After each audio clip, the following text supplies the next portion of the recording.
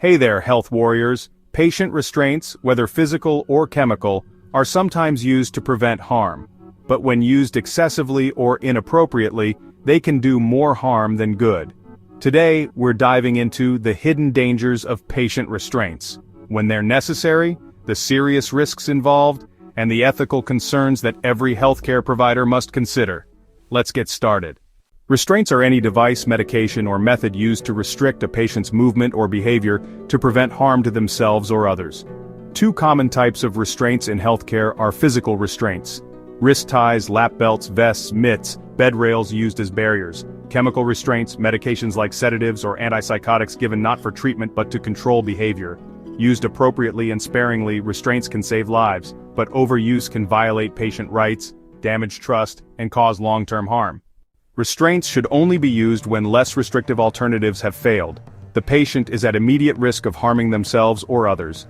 Ordered by a licensed provider with ongoing assessment and documentation, time-limited, with continuous monitoring and clear rationale. They should never be used for staff convenience, patient punishment, or routine behavior management. Dangers of restraint use include physical harm, skin breakdown, bruising, nerve injury, increased risk of falls when patients try to escape, strangulation or respiratory compromise in rare cases, psychological trauma, feelings of fear, humiliation or loss of dignity, emotional distress for patients with dementia, PTSD or mental health conditions, breaks trust between patients, families, and caregivers. Ethical and legal risks are, really important to consider. Violating a person's autonomy and human rights is a serious concern. If restraints are used improperly, there could be regulatory citations or even lawsuits. And of course, this leads to increased scrutiny during surveys and compliance audits. Just because we can restrain doesn't mean we should. Try these alternatives first: bed or chair alarms, close observation or sitter support, de-escalation and calming techniques, adjusting the environment like reducing noise, light, or stimulation.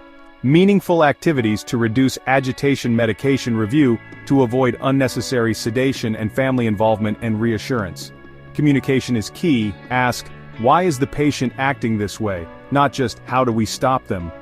Address unmet needs like pain, toileting, hunger, or fear. The healthcare professional's role. Know your facility's restraint policy. Use only with a valid provider order and timed reassessments. Follow documentation requirements closely. Monitor circulation, skin integrity, behavior, and mental status. Advocate for ethical use. Speak up if you feel a restraint is unnecessary. Encourage the team to try non-restrictive strategies first. Treat every patient with dignity, even in challenging situations. Reassess constantly. The goal is always to remove restraints as soon as safely possible. Every shift, every hour, ask, do they still need this? Patient safety is our top priority, but so is patient dignity. Restraints may sometimes be necessary, but they must never be our first choice.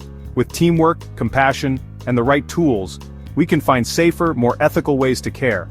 Have you used a creative alternative to restraints that worked well? Share your story in the comments. We can all learn from each other. Like this video? Give it a thumbs up. Subscribe for more clinical training, ethical insights, and real-world nursing skills. And remember, less restriction, more compassion, safer care.